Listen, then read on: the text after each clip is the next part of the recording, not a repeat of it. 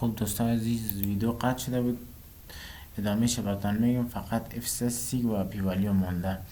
اف برای ما شما چی نشان میده؟ در نتیجه تمام آلمایی که ما استفاده کردیم این مدل یا نتیجه تمام این مدل بر ما نشان میده، چون یک عدد خیلی بزرگ است. به این معنا رو میده که مدل ما یک عملکرد خوب داره، یک بیانیه خیلی چی داره که میانی مدل به شکل درست رن شده و به شکل درست چی میکنه؟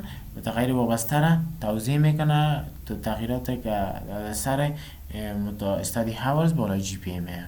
و بعد از او باز از پی ولیو را چی کرده؟ پی ولیو که هست داخل کلا همی آزمون زیر نظر میگیره، چون پی ولیو اختصار شده probability values، ارزش احتمالی.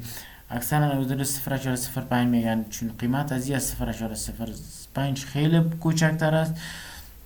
به می خاطر مدل چی است؟ آزمون ما معنادار است، یعنی تغییراتی که در متغیر وابسته میه چی است؟ ناشی از متغیر مستقل از استادی هاورز بالای جی پی ای.